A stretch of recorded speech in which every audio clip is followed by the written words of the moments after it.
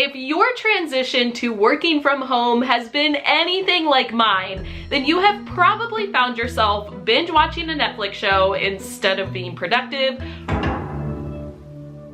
raiding the fridge for every snack possible, and silently crying when you get to your last pair of clean leggings.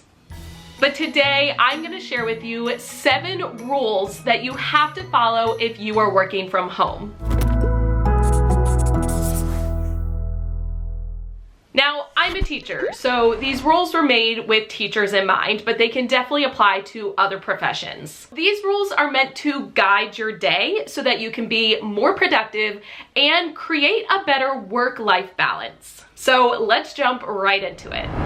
Rule number 1 is to follow a morning routine. Now, the purpose of a morning routine is to get your brain ready for the day. When you follow a habitual process of steps every single morning, it lets your brain know that you're about to start the day and it needs to get into work mode. Now, this could be the same morning routine you were already following before you were working from home, or you might have to adjust your morning routine. I know personally, I'm not waking up quite as early as I was when I had to go into my classroom because I no longer have a commute time. So I did have to adjust my morning routine just a little bit, but for me, it's very simple.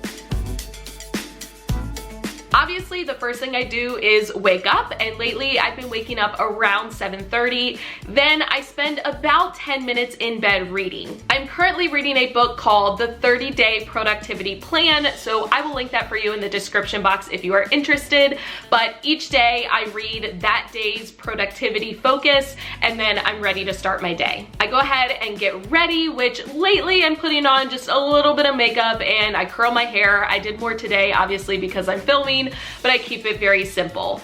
Then I go downstairs, I light a candle, which I love to smell throughout the day while I'm working, and I fill up my water bottle because now that I am staying home, I can actually drink water since I can go to the bathroom anytime I want. The last thing I do is eat my breakfast, which I used to do at school, but now obviously I'm doing at home, and I love to sit and just listen to a podcast during this time. Once I go through all of those steps, I'm officially ready to start my day, which for me is around 8 a.m.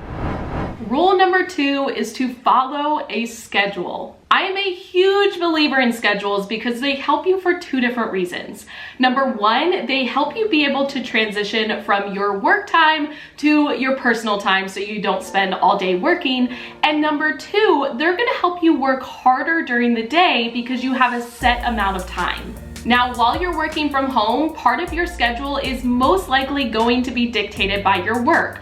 They are probably giving you a set time frame that you have to work, or at least a set number of hours. But there will be parts of your schedule that you get to decide.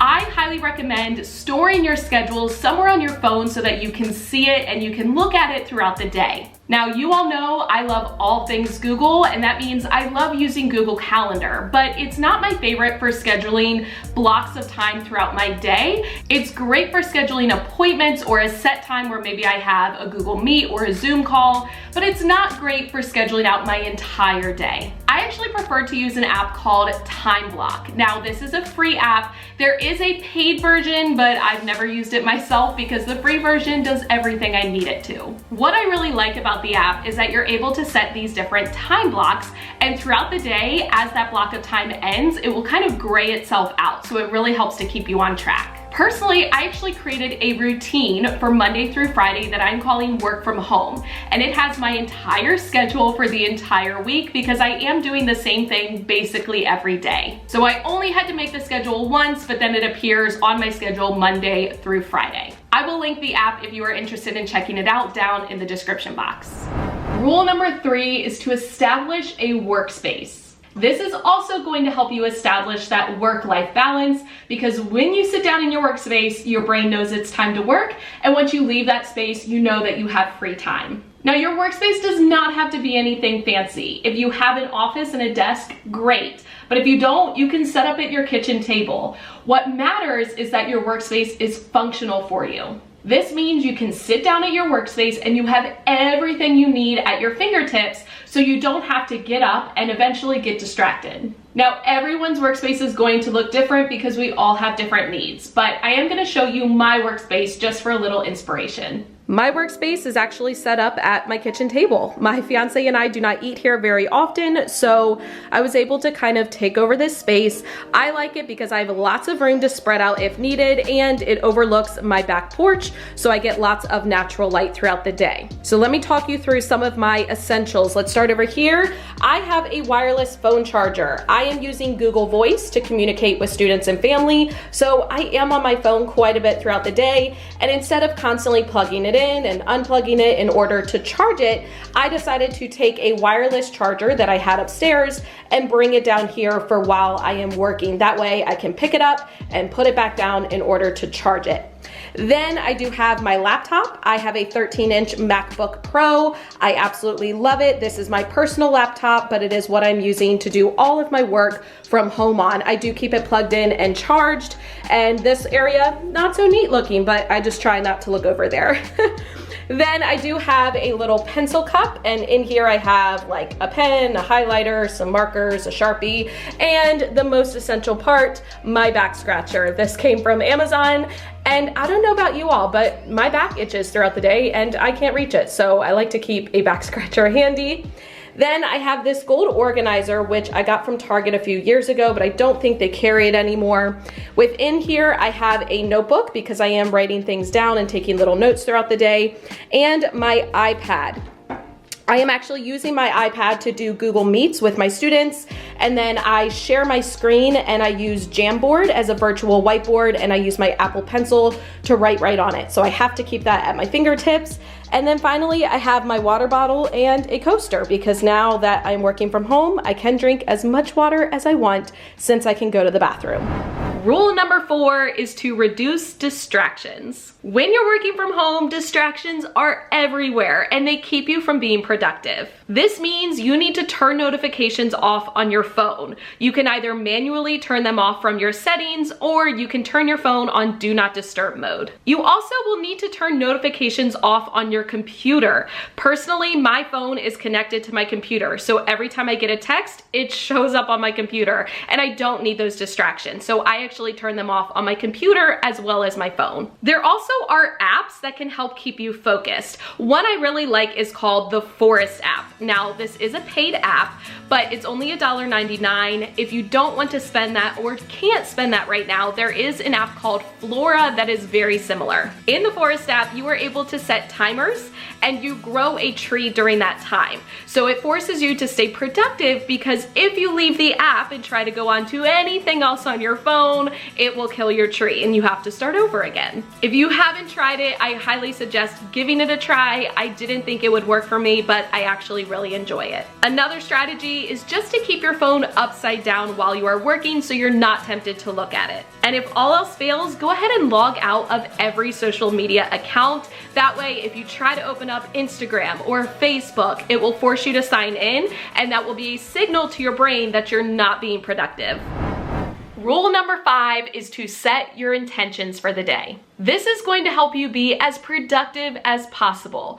You have to ask yourself, what tasks do I want to get done today? Once you have those tasks in place, then you have a plan for your day. You're not gonna have idle time where you're sitting there trying to decide what to do. I recommend creating what's called a power list. A power list is 3 critical tasks that you have to get done that day. 3 is a very achievable number and it's not going to feel overwhelming. So sit down either in the morning time or even the day before and decide on your 3 power list items to get done. I personally like to organize these using Google Tasks. You can access Google Tasks on your browser or through the app on your phone, and it's basically a way to store to-do list items. I actually have a things to do this month to-do list and also a things to do this week to-do list in addition to my power list. Anytime I have something that I need to do, I add it to my things to do this month list. And at the beginning of each week, I move items from that list onto my things to do this week list. Then each day, I move 3 items from my things to do this week list to my power list. Setting your intentions of what you want to get done for the day is going to allow you to be as productive as possible. So at the end of the day, you know you got at least 3 things from your running to-do list done. Rule number 6 is don't eat at your workspace. This is also going to help you establish that work-life balance. I'm assuming most jobs do give you a lunch break, especially if you are working from home.